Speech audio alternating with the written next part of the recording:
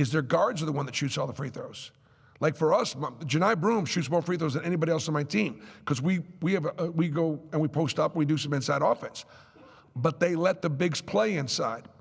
Then you get out there on a perimeter, and those guys are turning corners, and they're driving, and they're getting hit, and because that action takes out away from the perimeter, a lot of times that stuff gets called more than the contact on the inside. Fourth row on the left on the out. Jerry Humphord, AO.com. Bruce, looking at how you guys closed out the game last night, does it surprise you sometimes how fast your team can turn it on and dominate a game? We obviously locked in defensively, and then the fact that we were able to get. We like to go to the hot hand, and when Denver banged a shot, he got the next two, and when Tahad banged a shot, he got the next 2 or 3, and Janai had a spurt, and so therein lies a spurt of ability. But the biggest thing was holding Michigan to what it was at 65 or 66 points or whatever it was, 65 points. That's why we won the game. We were able to turn them over. We were able to hurt them on the offensive glass. Michigan State's not going to give up 18 offensive rebounds, in case anybody wasn't aware of that. They're too good. Back to the right on the third row. Henry Patton, OA News. Bruce, it's the third game in a row. Dylan has led y'all in plus minus. The stats aren't always going to bear it out, but can you kind of quantify his defensive impact for y'all? Well, Dylan Cardwell blows away every analytic that's out there. Like, you can't look at his stat sheet and think he's going to lead in plus minus, and he does all the time. So what does he do? He dominates the boards. He's the best defender on the floor. He doesn't turn the basketball over. You know, I think he's got a chance to play in the NBA because he can score in the air. He can defend any position. He'll rebound his position, and he can guard 1 through 5. You know, okay, so he can't shoot a jump shot. Well, but he's going to hand the ball to some guys that can shoot shots. And so I think he's got a real future at the highest levels. Let's take 2 on the left over here. Shannon, go ahead. Bruce, Carlos Menars, Detroit Free Press. You said you're not going to let Michigan State play the underdog card. Who is the underdog in this game, and are you the underdog? Auburn. This is the third time in our history we've gone to the Elite Eight. This is uncharted water for us. We're talking about Michigan State. We're talking about Tom Izzo. Let's take one more on the left, front row. Christy Winter-Scott, Big Ten Network. Coach, when you're planning and trying to get the blueprint for the scouting report, I know you said you're in the thick of it right now, but have you thought about how you're anticipating Michigan State will guard you in all aspects of their defensive schemes and how they're going to guard the pick and rolls, the slips, the short rolls in the slot? Yep. We know what they're going to do. Michigan State is one thing about a great coach and a great system, he's going to do what he's do. And he's not going to try to trick you. This is what we do, see if you can deal with it. We also know that they do a great job of guarding the three-point line and run people off the three-point line. They're not going to let us beat us from, they're not going to try to let us win this battle from 3. They're going to make us make tough 2s and try to defend us without fouling us. And so, that said, that's where we got to go. Because they guard differently than, say, Michigan in certain ways, we'll run some of the same actions, but we'll get different looks out of those actions based on the way Michigan State guards. And, we'll have to guard Michigan State a little differently because Michigan, 6 out of Michigan State's top scorers are guards, 6 out of 7. Last night, the 2 leading scorers for Michigan were their big kids. So it's a completely different matchup for us. Back row on the right. Trevor Denton, Way 31, just asked Dylan this, but he said you recruited this roster of killers, guys that aren't right in the head. Where have you seen that help you guys now that we're in the deep waters of March Madness? Well, I think what you also heard was that I promised Janai Broom that I'd bring in guys that were good people, that he would want to be friends with. And I made that promise to all of them. Yeah, Chad Baker's a killer from the standpoint of his ability to just go out there and make plays and make shots, and he's very passionate and fearless at times. Tahad is a different personality than Chad, but also demonstrate great fearlessness. But they have really good character. They're really good people. They're really good friends. There's a love to them that exists. And we work really hard at trying to bring in those kind of people, guys that are going to make sacrifices. You know, you want to be in a great team, you got to make sacrifices. You got to share, and you got to hold each other accountable. And I think that's also a big part of what this locker room is all about. This is a team of faith. You see, every time that they make a 3-ball, they're calling God. That's what they're doing. I'm getting emails and I'm getting voicemail messages from parents of 8-year-old girls going, "My daughter banged her first 3 and she called God," and the parents were so excited about it. Now, what that also does, it gives me an opportunity as a teacher to say, okay, listen, if we're going to call God and we're going to do that, then we can't act this way or that way.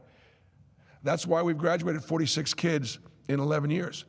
Auburn basketball has graduated 46 student athletes in 11 years. I tell you what, you go look in your high major, go look. It'd be really hard to find anybody graduated any more than that. And that discipline and accountability, plus the faith factor, is really what the chemistry of our program is all about, not just recruiting a bunch of killers. Fourth row on the left side. Chris Solari, Detroit Free Press. Bruce, I wanted to ask you about 2 Michigan State players in particular. One, obviously, Cohen Carr, you had recruited him. Just what you've seen in his growth and development over the course of the season. And then secondly, we've talked a lot about the point guards and how much they mean to Izzo's program. Jeremy Fears, where have you seen his progression over the course of the season? Yep. Well, first of all, next time I get to the Elite Eight, I'm going to have to bring more people from the Auburn newspaper, because how many Free Press guys you guys going to let in here? I mean, got one in the back, too. All right. Well, I'll tell you what, pronouncing number 55's name for me again. Okay, Colin Carr. An incredible athlete, incredible toughness and work ethic, and how he impacts the game. You would call he was raw as far as his potential, right? And with time, he's gotten more skilled. He's handling the ball better. He's explosive, but he's under control. He's shooting it better. He's got touch, free throws, just great growth. And understand, Fears, know his dad, know his brother. His brother played against us at Oklahoma, right? Incredible talent, incredible gift, fearless, a killer.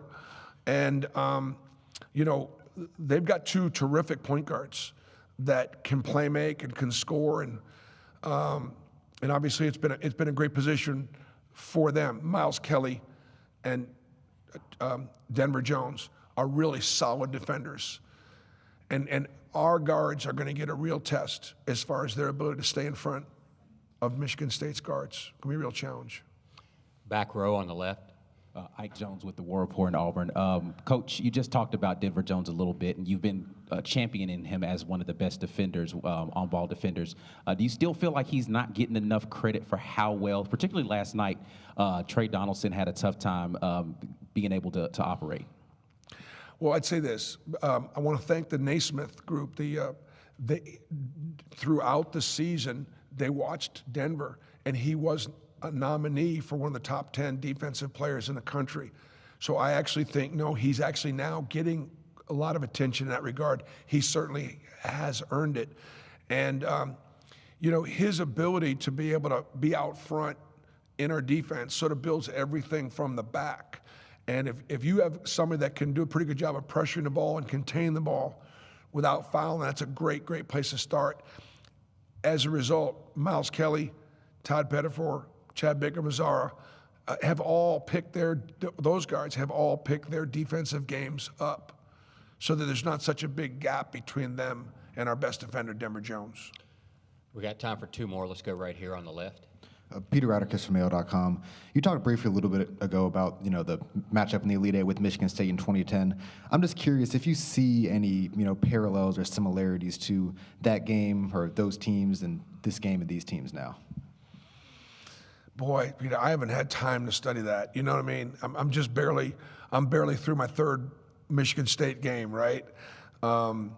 So the parallels are that Tom's coaching and I'm coaching. That would be a parallel. Steven is played against Michigan State. He's now coaching against them. I thought we, shot a good enough percentage when we played against them. There's some stat that when you shoot 50% or better, like you got a chance to beat Michigan State, and if you don't, you got no chance. We actually shot 50% or better and lost. We blew away the stats. No, listen, it's going to take. Michigan State was 17-3 in the Big Ten.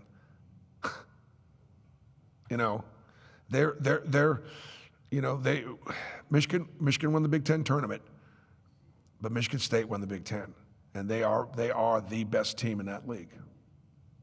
Last question here, third row on the far left.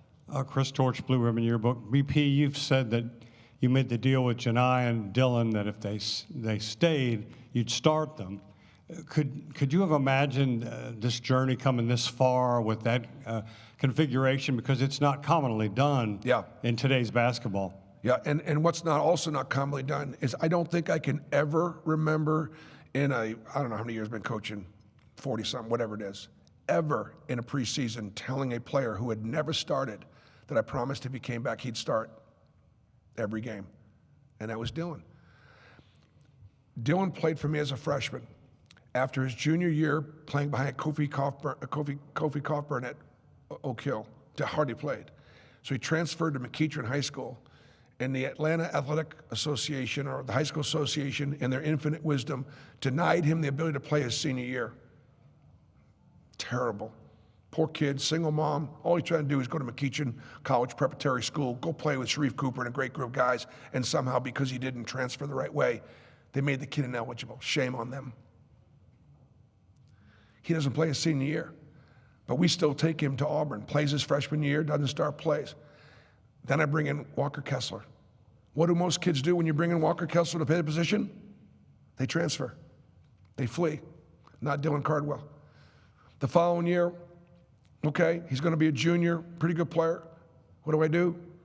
I bring in Janai Broom. What do most guys do? Flee. Not Dylan Cardwell. He stays. Stays another year with Janai. Always coming off the bench, playing 10 to 15 minutes. So finally, we brought him in the season over and said, look, if Janai comes back, two things got to happen. You either need to leave because it's not fair to play you behind him again. You deserve more. Or I'll tell you right now, I'm gonna start you two. I'm gonna start two of you every game together if you stay. And the other thing I did, we lost Jalen Williams, who was one of our best players a year ago, and I did not go recruit another starter out of the portal. We didn't. I empowered Chaney Johnson, Dylan Cardwell, and Janai Broom, and I rolled with those guys. I said, I'm rolling with you three. They were all going to be seniors. 3 frontline guys, usually not enough to get through the season. And when we recruited Turtle, Jaheim Hudson, he was a backup at SMU, and Jaheim knew coming in, look, you got a chance to play on this really good team, but these 3 seniors are really good. Jaheim said, you know what? I want to be part of a great team. And you know what, Coach? I'll work my way onto the floor. I will. Janai Broom turns his ankle at South Carolina. Jaheim Hudson plays at Georgia when they were nationally ranked. Had a big game in that game. We beat Georgia. If we don't beat Georgia at Georgia, we don't win the SEC. Without Jaheim Hudson, we don't win the SEC. Our guys don't have rings without a guy that's my 9th or 10th man. But the point was just to empower the kids. A lot of times coaches will recruit 13 guys, put 13 guys out there, promise them everything, and say, look, you guys figure it out. Iron sharpens iron. I don't believe in that. I got 11 kids on scholarship. I play 10 guys double-digit minutes. And as a result, I think our guys trust us. Very good. Thank you, Coach. Thanks.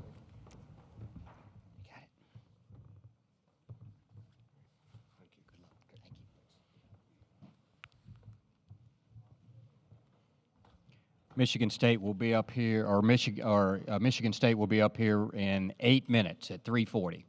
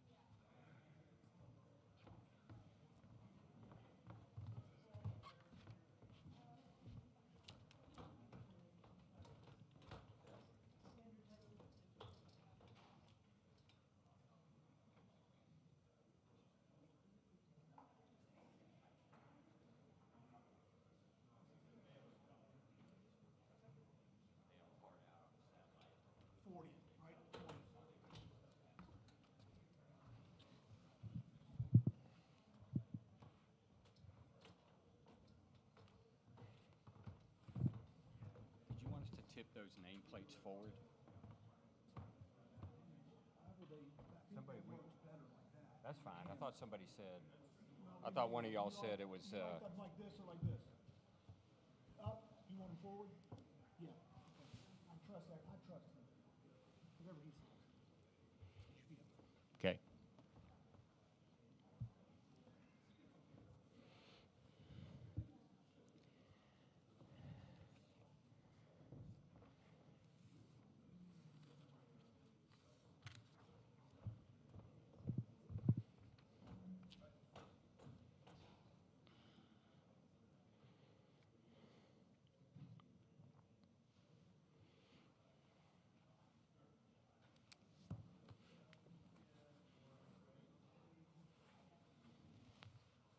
Shannon.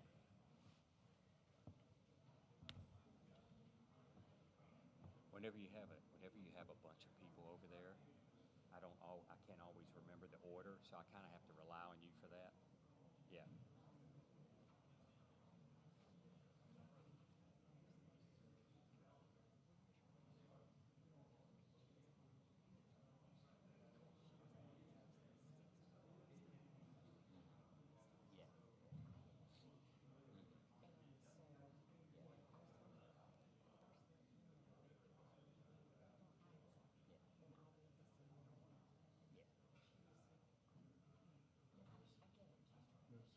Can you go ahead and announce that somebody left a phone in breakout room number 2 with John Broom?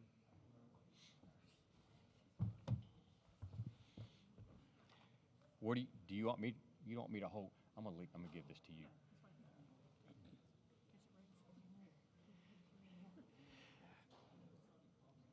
Somebody left a iPhone in the breakout room where Janai Broom was. We have it up here. If you're missing your iPhone.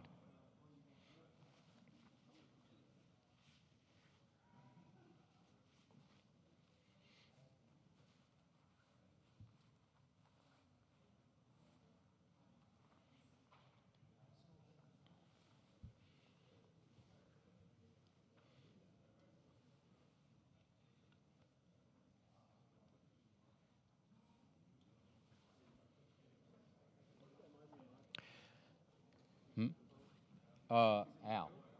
Might be him.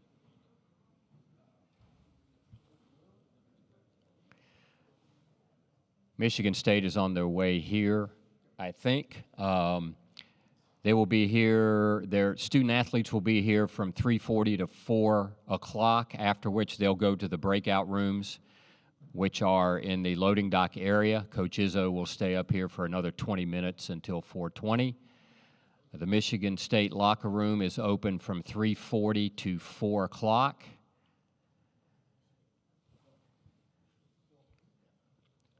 If you haven't done so already, please silence your cell phones, and please remember to give your name and media affiliation each time you ask a question. Please do not record this press conference on your cell phone or your camera, and flash photography is strictly prohibited.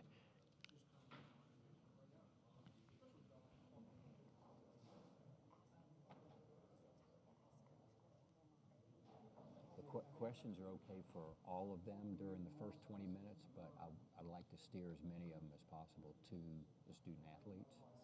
Yeah. It's not a strict rule. They can ask Coach Izzo a question in the first 20 minutes, but the student athletes are only here 20 minutes, and he's going to be here another 20 minutes. So I'd rather not take a lot of time with him. Correct. Correct. Yes. Yeah.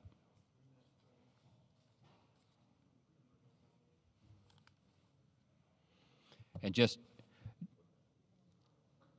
a clarification, in these first 20 minutes while the student athletes are up here, it's okay to ask a question of Coach Izzo, but if there's a lot of them, I'm going to let the student athletes go. So direct your questions to specific student athletes as much as possible during this first 20 minutes.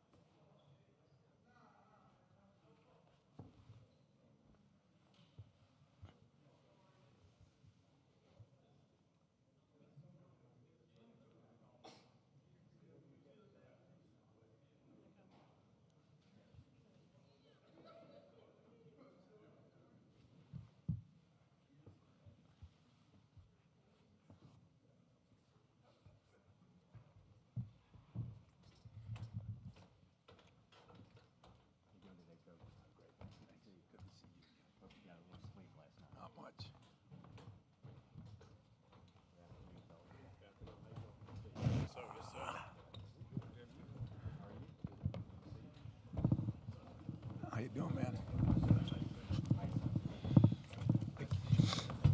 Thank you, Jack. Oh, upgrading. More people. Toss your drink into that bottle, please.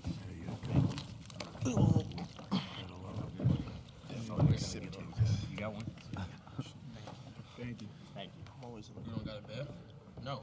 Yeah, pretty crazy. No? Niggas ain't finna share. All right. As I mentioned, it's everybody's fair game up here for the first 20 minutes, but the student athletes are only here for 20 minutes. So as much as possible, please direct your questions specifically to them, and we'll get started far left on the third row.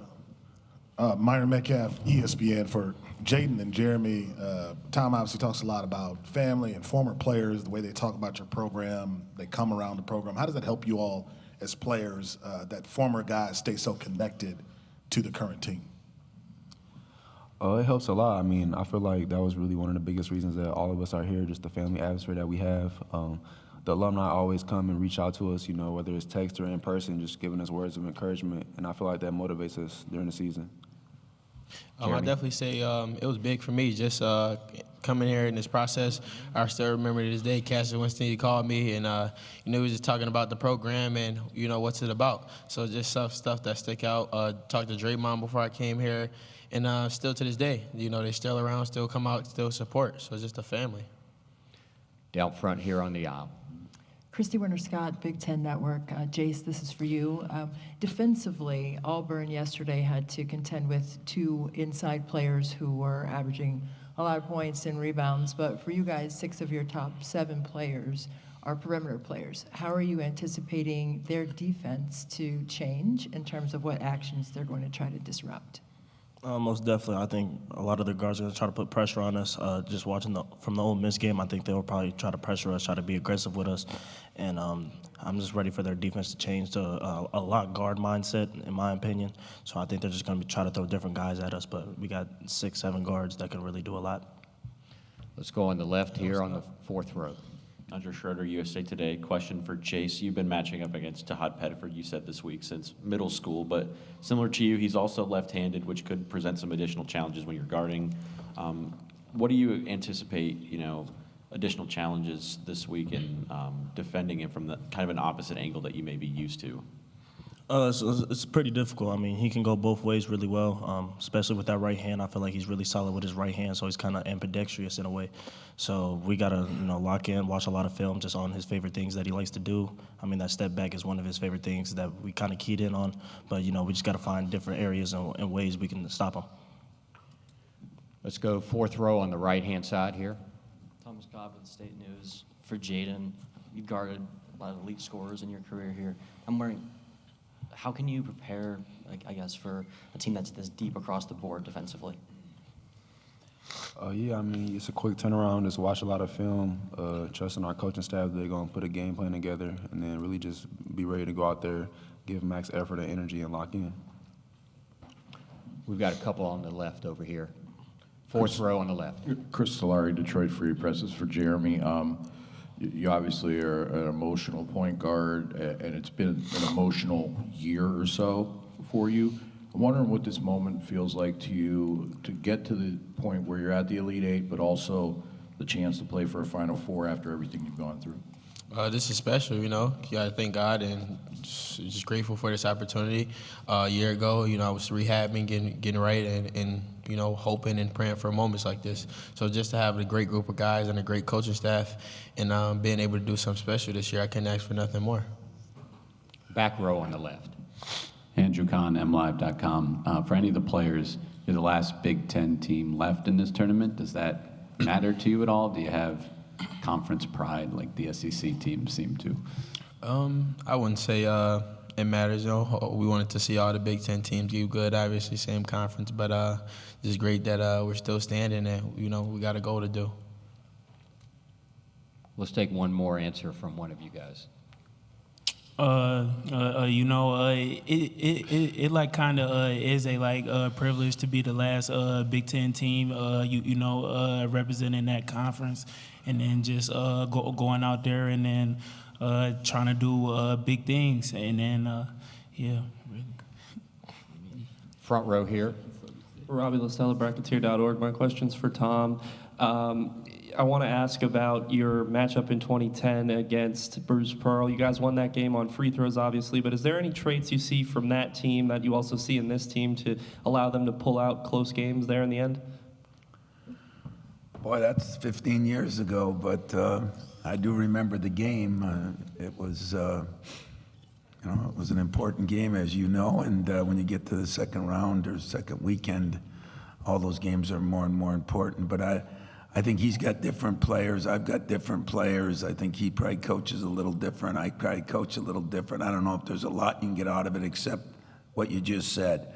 Free throws are going to be important. It's one of our special teams things. We kind of had dipped a little bit for a while. In the last couple of games, we're shooting better from the line again. And last night, there's no question it helped win us the game. So all those special team things, out of bounds plays, free throws, free throw blockouts, they matter. And I think they mattered back then. We had a couple big plays that I remember, and they matter now. So those things are the same. Far left, third row. Myron Metcalf, ESPN. For Jace, in college basketball history, there aren't that many high-level players who have sons that are high-level players at the same school. How have you handled just the weight of that and the pressure attached to that at Michigan State? Definitely just try to come in, try to play as confident as I can. When I first came here, my mindset was we're two totally different players, so there's not as much pressure on me to go out there and try to do things that he did, because I know I can't jump 40 feet in the air. So for me, You're right. So for me, just go out there, play with as much fun, play with joy, and just go out there and have fun. Down front, first row. Christy Winter-Scott, Big Ten Network. Coach Izzo, this is for you. With their trifecta, if you will, of scores that combined for 62 points yesterday, Broome, Jones, and Pettiford, what defensive challenges do they pose with how they were able to manufacture that level of offense? Yeah, I mean, they're all different, of course, but Broome is an incredible player, but the other two guys can make shots, and they can make shots from a lot of different places. And to get 62 other points, these guys are going to be challenged a little bit. We're going to have to do some different things with Broome because he scores it in so many different ways, and we got a couple different things we'd like to do with him. But the other ones are just defend from long range, short range. They can put it on the floor. They can shoot it from the logo.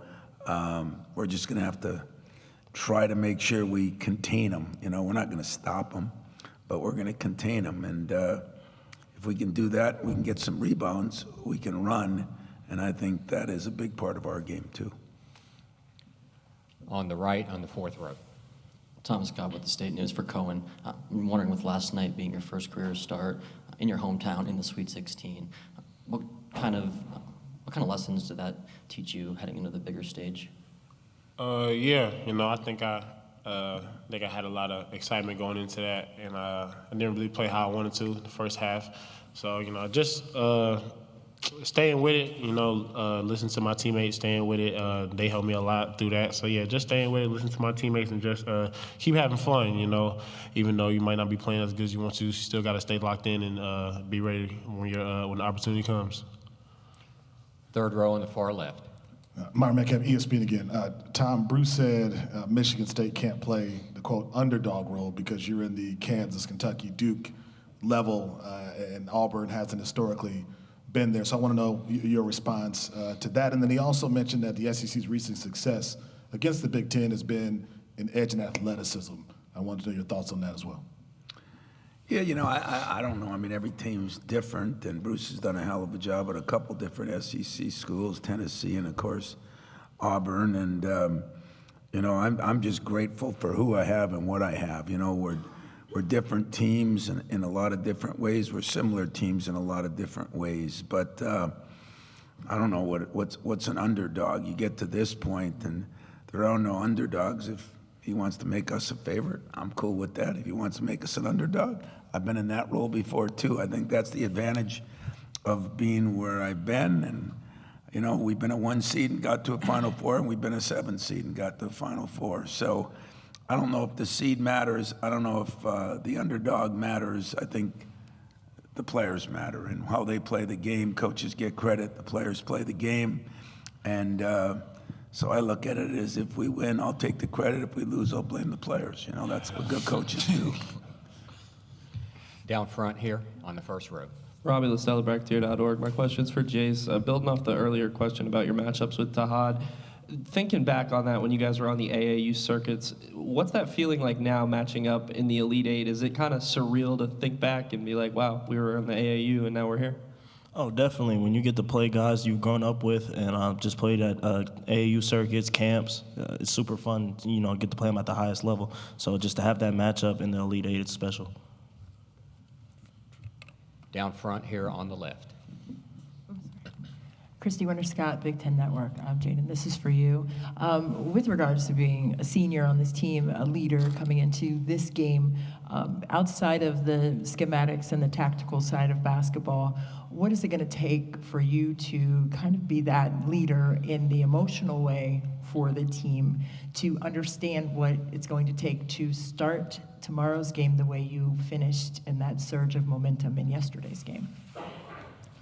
Oh yeah, I mean, I feel like it's just gonna take full focus, full effort from the tip. You know, like I said, I'm a senior. It's my last go around, so I'm trying to extend my season, and that's really the only thing that's on my mind, and trying to help my brothers do that as well.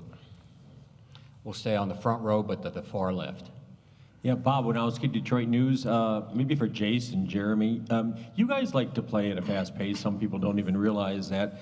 And Auburn is frenetic all over the place. It's a little bit daunting, but it is also enjoyable. You guys look forward to that type of a game? Definitely. I think when we get out running, Jeremy's pushing the ball at the speed that he pushes it at, it's really fun for us because it gives us easy transition shots. We can get easy buckets inside, driving kicks. So when you play a team like Auburn who also likes to run, you just got to make sure you stay poised when you're doing those things because you want the game to get hectic. Jeremy?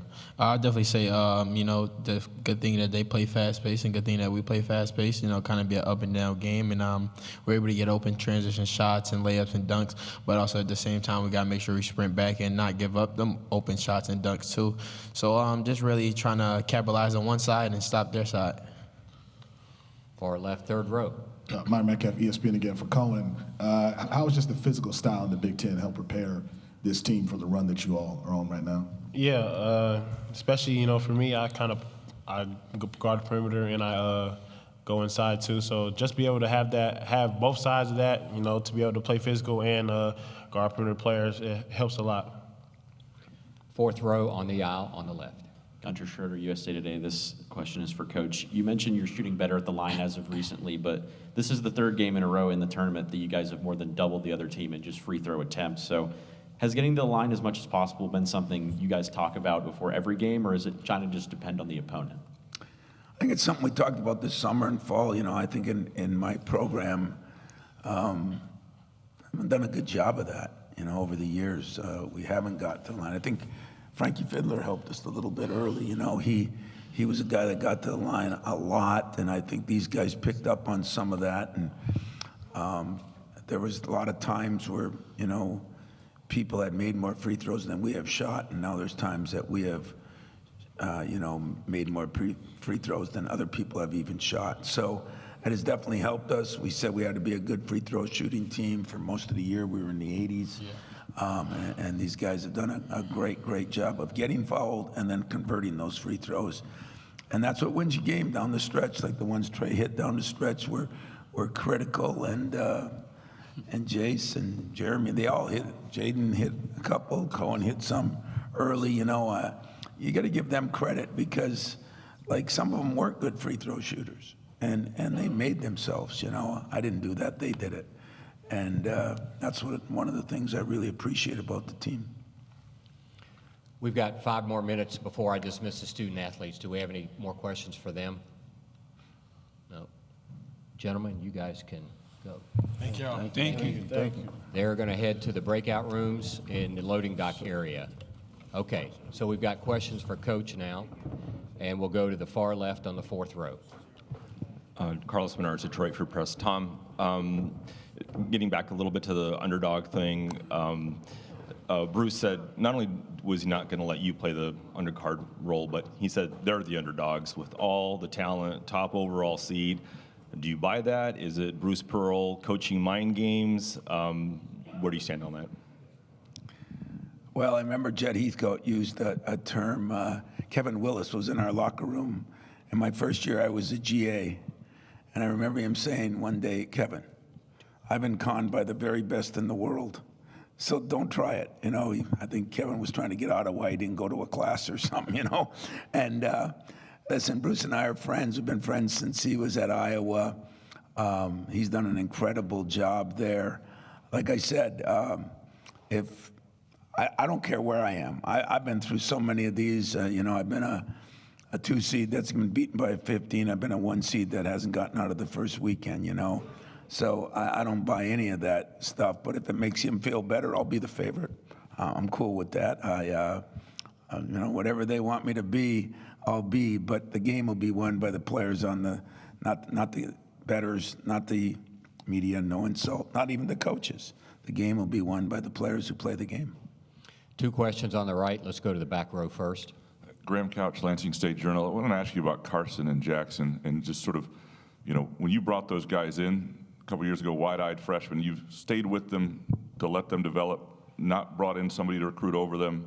And can you speak to that decision a little bit and to where they are now? And is this what you sort of saw for them a couple years ago?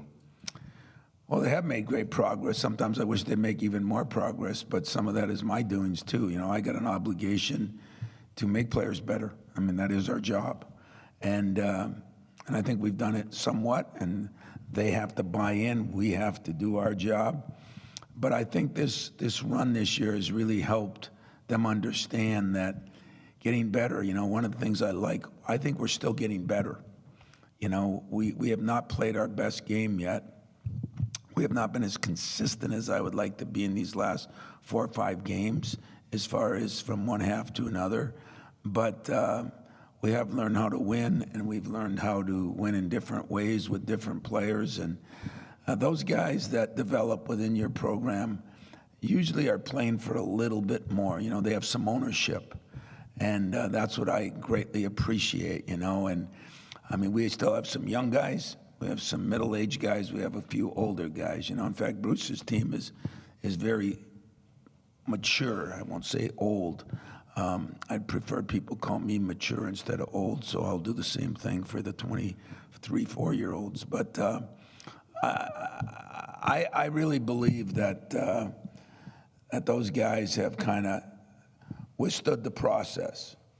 I'll never forget Draymond said he kissed the Spartan head because he survived the 4-year process, and that's pretty good. I mean, that's life lessons, and I still got those guys for another year, so they're growing, they're getting better, and I think they could be in the mode to take another big jump like he did, and some other guys that maybe took a little longer than some people would like, but those guys, I wouldn't trade them.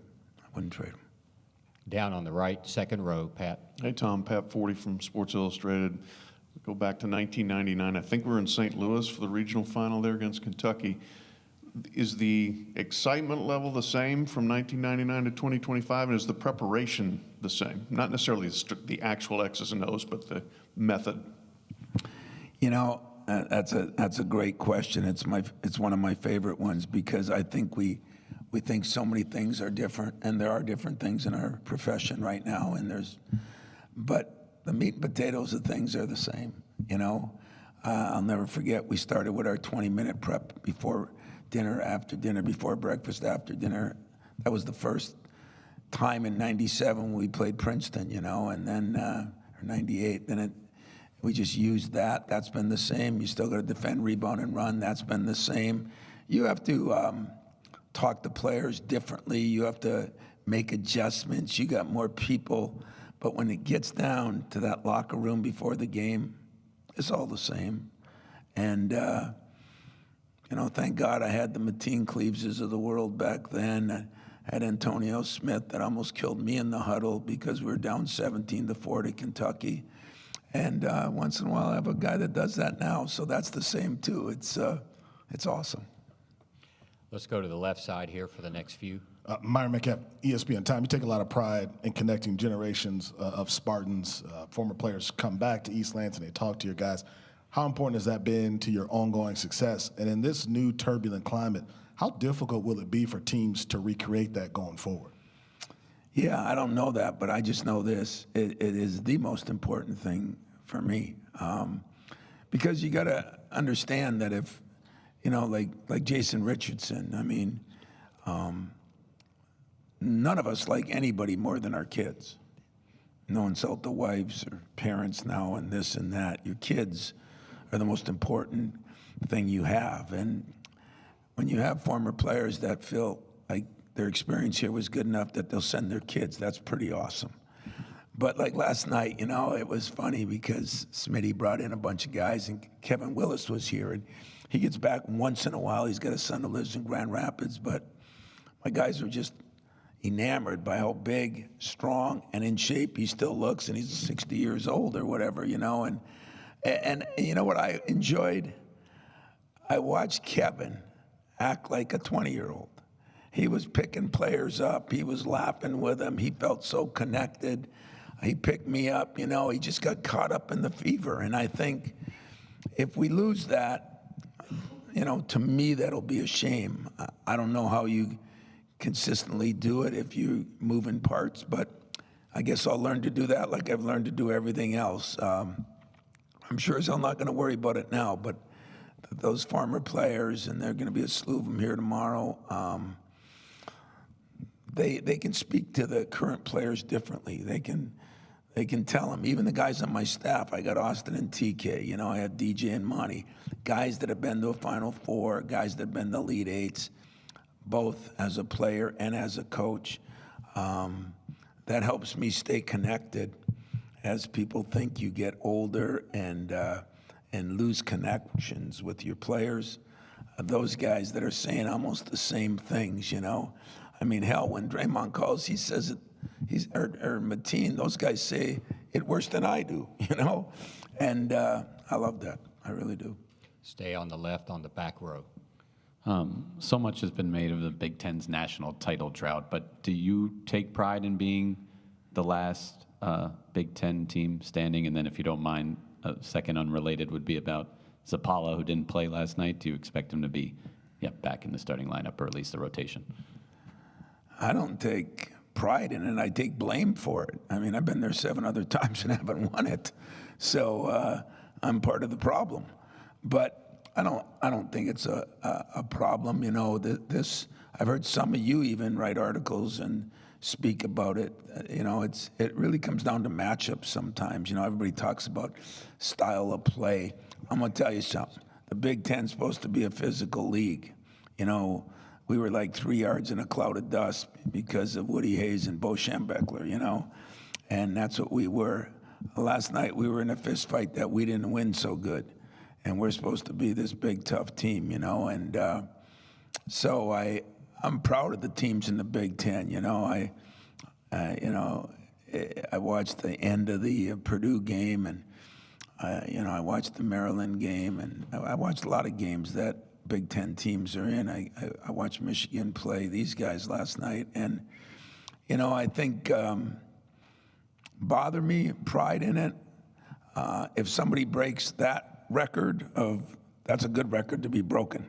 And so I would have been hoping a lot of the Big Ten teams would, and now we're left to carry the flag and hopefully change that, but we'll see what happens. But I really don't look at it like some people, like the Big Ten's bad or some other conference is so good just because they win a national championship. I think I've had 3 teams that were better, not than my national championship team, but better than a lot of my Final Four teams that didn't make it out of the first weekend or the second. So it is what it is. As far as Zapala and Booker now, hadn't played in a couple, but I expect to play both of them tomorrow. Zapala's thing was more about just the matchups that we had because of the personnel of the other team, which is going to happen sometimes. Stay on the back row on the left. Hey, Tom, Sean Windsor, Detroit Free Press. Obviously, you've been at this stage a lot over a lot of years. You're mature, as you said, or old, either way. and I know there's always urgency. You get to this moment, but does this feel different in any way than any of the others because you've been doing this for so long? Does it feel more, is there more of a sense of urgency? If I translate that, it's, do you feel more urgency because you might not have that many more chances? Well, let me tell you how I feel about that. You're laughing because you're thinking the same damn thing. But you guys aren't not in much different boats either, by the way. You know, you don't get to do your job forever either. But, you know, Judd Heathcote taught me something in 1986. We were playing Kansas in the famous clock game. And we did an unbelievable job against Kansas. They had Danny Manning. They were really good. And we had Scott Skiles. We were good, but we weren't that good.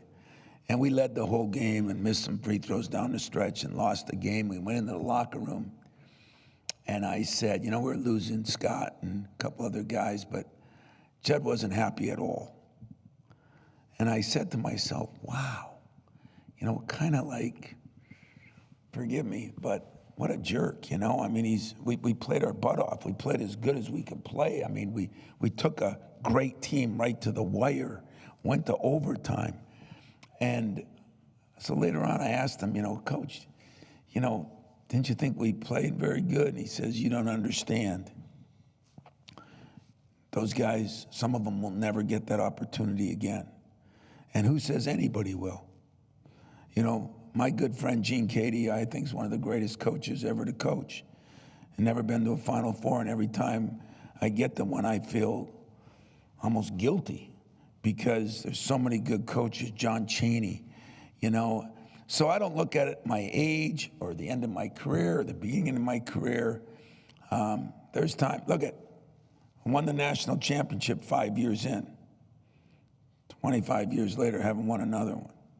So every time I play, I don't look at my end is near. I look at, I have an opportunity to do something that you may never get another opportunity to do again. And that's kind of the way I approach it.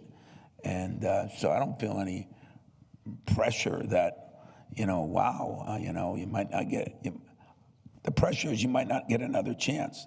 Having nothing to do with how old you are or anything else, just fact of life. You might not get another chance. Let's stay on the left, fourth row. Yeah, hey Tom, Tony Garcia, Detroit Free Press.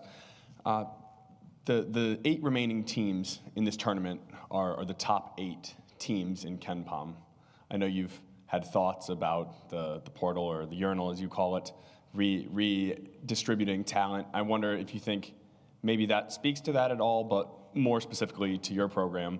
You said you wanted to get back to this point last year. How proud of you are the fact that you are in that group? I'm really proud of these players. I mean, they've done a lot more than a lot of people know. I mean, you ask them to sacrifice a little bit, you know. It's not like somebody should have played a bunch more minutes, but 3-4 minutes here or there, they sacrificed. They sacrificed that there's been 9 different leading scorers on our team. I mean, that just doesn't normally happen. But, you know, as you go through the year and you think about, and people get upset about, well, he didn't get to play as much as his average isn't quite as high as this, as that. Just depends what's important, because we're still playing, which means we're relevant. People are talking about our guys, so that exposure helps them. And I really believe that these kids have learned how to sacrifice, and some of them had to wait their turn a little bit. And some of them will play at the next level maybe. And when they get there, they're going to probably wait their turn again. They're probably going to sacrifice again. And that's what I love about what I do. I think these are all life lessons. I think this is the way it's going to be. I think sometimes right now we're leaning towards Disneyland, and the real world's not Disneyland. So I am proud of every one of them. I mean, every one of them. I mean, Frankie Fiddler was starting at the beginning of the year. He played 8 minutes in some games later on, you know. Zapala, as you said, didn't play a minute yesterday. Wasn't all his fault. It was a different concept in sports. You know, we had to do whatever we could do to win a game. And to me, that seems like a pretty good concept, because Zapala is still going to benefit. He didn't play last night. He'll play tomorrow. But more importantly, we're still playing. He's still relevant. And that's what I think is cool. There's a lot of guys that haven't played A lot of good players didn't even make the NCAA tournament. There were some good players didn't even make the Big Ten tournament. So this has been a cool experience for me too. We said we're going to be a little different, do it a little different way. We have. The only way it works, your staff and your players buy in. And our players bought in better than most older adults do. So I'm proud of them. Two questions here on the right, third row, far right. Matt Merrifield, Impact and FM. Coach, you've been in this spot before, playing the #1 overall seed in the Elite Eight twice before, 2009 and 2019. And I just want to know, I know you've been prepping for Auburn a little bit coming up to before this week, but what does it take in this 48 hours leading up to the game from you, your staff, and your players to, come out and actually win the game on Sunday? Well, I think it takes focus. It takes mentally getting past being fatigued. Physical fatigue you can get through, but mental fatigue gets a little harder, and there's a lot going on right now, and I think it's going to take that, and then the little things. It's not going to be the big things. I mean, you're going to make shots, you're going to miss shots, but like last night, we blew a free throw line cutout. That's sacred in our place. We don't want to do that. We gave up a 3 and an out of bounds play. We don't want to do that. There's certain things that we really try to steal points. And I think to beat a team is, I guess they're not, I guess Bruce doesn't think they're that talented, but I do. So to beat a team that got guys that can shoot it from everywhere and got maybe the National Player of the Year on their team, we're going to have to do all the little things, right? We're going to have to get the loose balls. We're going to have to capitalize on free throw shooting. We're going to have to capitalize on our out-of-bounds plays and hope they don't capitalize on theirs. The shots and the defense, I think both teams will do well. It'll be the little things that I think will win or lose the game for you. Back row on the right. Bill Troche, Sporting News. John Shire said yesterday that this round is the hardest to win because inevitably you're playing a team that's won 3 in a row and you are on the doorstep of a great accomplishment. So I just wanted to ask you, do you agree with that assessment? Does this round feel different? Well, it's more exciting. The press conferences are longer. The attention, there's 8 teams left. And that attention is awesome. It's a privilege. It's an honor. And it's something that I talk to my guys about since we started the tournament. And every round you go, appreciate where you are and take advantage of where you are, And I don't know, in 18, I think Jaren Jackson, Miles Bridges were in Detroit, and we won 30-some games, and we lost to Syracuse, and I guess it was an upset. And, that was in the second game. I didn't even get to the second weekend. So when you get this tournament, after interviewing for a couple of NBA jobs one time, I asked some former NBA players of mine, what is different about the NBA? And I asked some other people, and they said, the greatest thing is the playoffs. They're best of 7. You can afford to have one bad game and still survive. We can't. And so John's right, and he's done a hell of a job. I love what he stands for. But if he would have lost the opener, that would have been the hardest. If he lost the second game, that would have been the hardest, Every game you play when it's one and done time is the hardest. Is there more pressure? Is there better teams? Hell, I've been in it where the reason I got to a Final Four was somebody got upset. So maybe the third game, I think the year we beat Tennessee, I think we played Northern Iowa in the Sweet 16 because they upset Kansas. I think when we got to 1-05, we played Vermont in the second game because Syracuse, who was rated a lot higher. Pat, you know them all, man. You're old. But anyway, so sometimes I say you got to be lucky. Sometimes, most of the time, you got to be good. But there is more excitement right now, when we won last night, the only thing I could think about was we have one game left. National championships are great, and you do dream of those. But we've made such a big deal of what a Final Four is. It's almost like get to a Final Four. sometimes I think maybe I'm wrong because I got there and then didn't finish it. But there is something about getting to a Final Four, and you say you're one game from doing that is probably, as he said, more pressure, more excitement, more fear, more everything. Yeah, it's the greatest. Front row on the far left.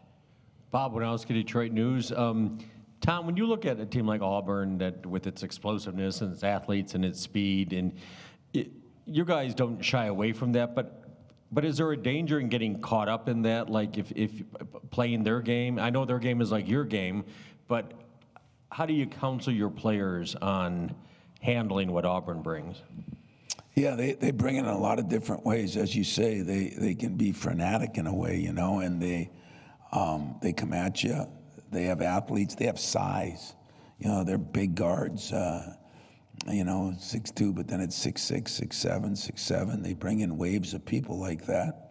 I think that's one of the advantages of playing in these major conferences and playing good schedules is you get to see a lot of different people and have to develop different ways to win games. But I think for the most part, what I learned, again, early in my career playing Wisconsin and Dick Bennett, you know, we had to play him 4 times in 1 year. I was thinking about that if we would have had to play Michigan again.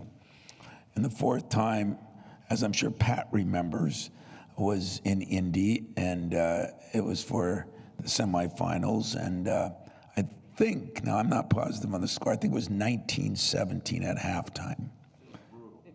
Hey, it was good defense. Some of your columns are brutal. But anyway, you know, 1917, I came walking up, and an old friend of mine, Kevin O'Neill, was doing and he looks at me and says, "What was that?" And I said, "You know what, we had to do what we had to do." And then after the game, everybody, "How are you going to stay with Florida, you know?" And we beat them 90-70 or 89, whatever it was. And I've learned early in my career that you better be able to adjust and play big, small, fast, slow, fist fight, or, you know, prom date. You know, you can do a lot of different things. And that's kind of the way I try to approach my guys. You know, we got to be prepared because we're not just trying to win the league. You're always trying to go deep into the tournament. And so I looked at it then early on, and I haven't changed much. We're not going to get caught up in what they do. I wasn't going to change Dick Bennett. He was one of the great coaches, and his teams were so tough and disciplined, and they were going to be so patient. I wasn't going to speed them up. So if I had to play Smash Mouth, I learned how to play Smash Mouth.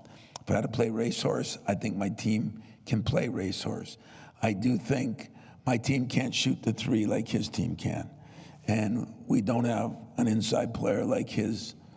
But we have 10 guys that are on a mission, and the mission is to get to San Antonio, and we're going to try to make that happen.